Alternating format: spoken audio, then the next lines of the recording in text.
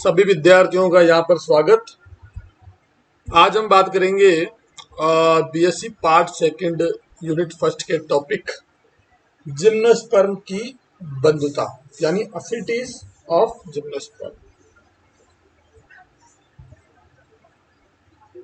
जैसे कि हम पहले के चैप्टर में पढ़ चुके हैं जिम्नोस्पर्म के ओरिजिन के बारे में, उनके लक्षणों के बारे में।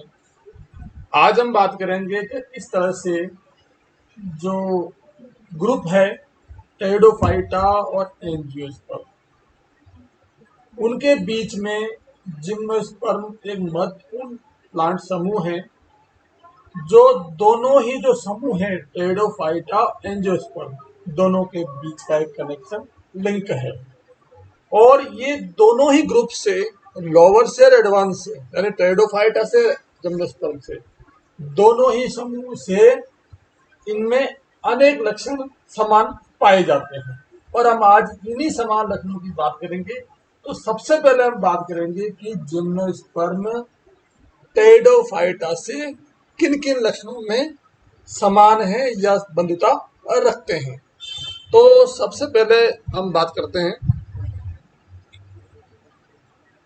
नंबर 1, दोनों ही जो ग्रुप हैं टेरिडोफाइटा और जिम्नोस्पर्म, एक बार दोहरा रहा हूं, बार बार नहीं कहूंगा, दोनों ही ग्रुप में सुस्पष्ट पीढ़ी एकांतरण पाया जाता है, दोनों ही समूहों में। और दोनों ही समूहों में जो स्पोरोफिटिक फेज है 2n, ये होती है डोमिनेंट, यानी जो पादप काय है वो स्पोरोफाइट होता है और ये जो प्रावस्था है ये दोनों ही समूहों में डोमिनेंट होती है, यानी अपने जीवन के अधिकतम समय में यही प्रावस्था पाई जाती है।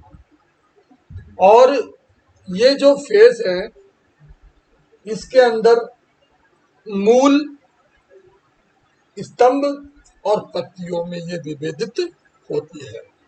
टेरिडोफाइटा में भी होती है और जिम्नोस्पर्म में भी होती है। आगे देखें,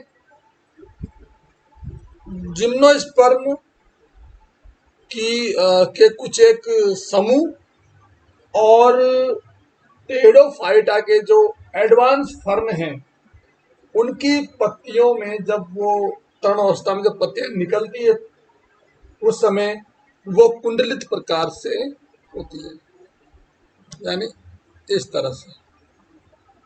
और दोनों ही जिम्नोस्पर्म में भी इस प्रकार की जो विन्यास, कुंडलित विन्यास पाया जाता है तथा दोनों जो समूह की जो पत्तियां हैं वो पिच्छाकार संयुक्त होती है। इसके अलावा दोनों ही समूह हैं जो टेरिडोफाइट है जिम्नोस्पर्म में, इनके जाइलम और फ्लोएम में समानताएं पाई जाती हैं। और जिम्नोस्पर्म का जो ग्रुप है जिसमें निटम आता है ऑर्डर निटेलीस कण को छोड़कर, दोनों ही समूहों की जाइलम में वेसल्स का और फ्लोएम में सकोशिकाओं का अभाव होता है, दोनों ही समूह में। इसके अलावा जो जीवाश्म हैं जिसमें टेरिडोफाइट के फॉसिल्स आ गए और लिविंग टेरिडोफाइट्स भी आ गए, इनमें जिम्नोस्पर्म के समान सेकेंडरी ग्रोथ पाई जाती है। ये इनका सबसे मुख्य लक्षण, मुख्य समानता है। इसके अलावा अगर आगे देखें, हम हेट्रोस्पोरी की बात करें, हेट्रोस्पोरस जीनस की बात करें, तो टेरिडोफाइटा में हम देखते हैं जैसे सिलेजिनिला है, मार्सिलिया है, एजोला है, साल्विनिया है। इन सभी समूहों में विषम बीजाणुता पाई जाती है, यानी सारे वंश विषम बीजवाणिक होते हैं।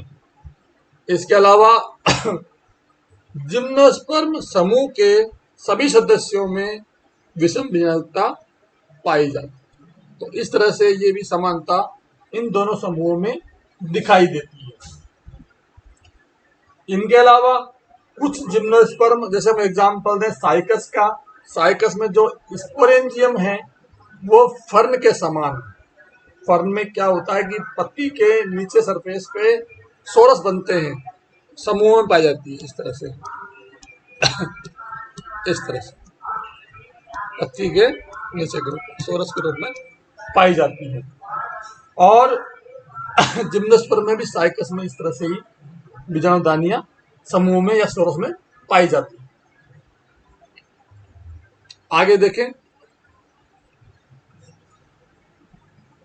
दोनों ही समूहों में बीजाणु पर्णें पाई जाती हैं जिनको हम स्पोरोफिल कहते हैं।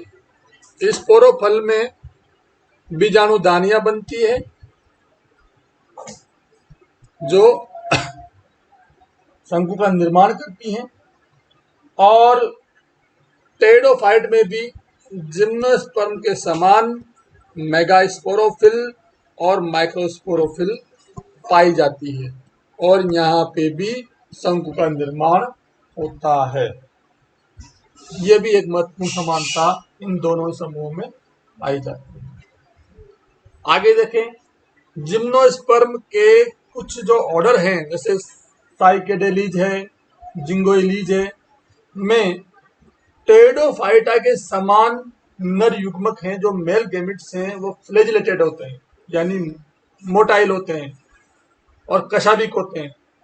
यानी जिम्नोस्पर्म में तो केवल इन्हीं दो समूहों में, इसके अलावा टेरिडोफाइटा में जो हैं मतलब जो मेल गैमेट्स हैं वो सारे मोटाइल होते हैं। इसके अलावा कुछ टेरिडोफाइटा के भ्रूण विकास में जिम्नोस्पर्म के समान ही सस्पेंसर का निर्माण होता है, निलंबक का निर्माण होता है। एक महत्वपूर्ण समानता यहाँ पे दिखाई देती है। इसके अलावा अनेक टेरिडोफाइटा में जिम्नोस्पर्म के समान गुरु बीजाणु निषेचन के बाद गुरु बीजाणुदानी में ही रहते हैं। तो इस तरह से ये कुछ एक जो है लक्षण हैं जो दोनों ही ग्रुपों में अलग अलग मेंबर्स में मिलते हैं। और जो अनेक प्रिमिटिव जिम्नोस्पर्म है जैसे साइकेडोफिलीज केलीज गण के सदस्य टेरिडोफाइट से अत्यधिक समानता दिखाते हैं। इनके बारे में वैज्ञानिकों के द्वारा उस टाइम ये कहा गया था कि ये भी सीड फर्न है, लेकिन ये जिम्नोस्पर्म में इतनी अधिक समानता है कि इनको फर्न के समान भी माना जाता है। लेकिन अब ये धारणा बदल गई है, इनको जिम्नोस्पर्म के अंदर ही रखते हैं। तो इस तरह से आज हमने बात की कि जिम्नोस्पर्म और टेरिडोफाइटा के बीच क्या क्या समानताएं होती है। आप सभी इन जो मैंने बताए इनको अध्ययन करें और अच्छे से इनका मनन करें। हम इसके बाद अगले हमारे ई वीडियो में जो जिम्नोस्पर्म और टेरिडोफाइटा की जो विभिन्नताएं हैं उनके बारे में बात करेंगे।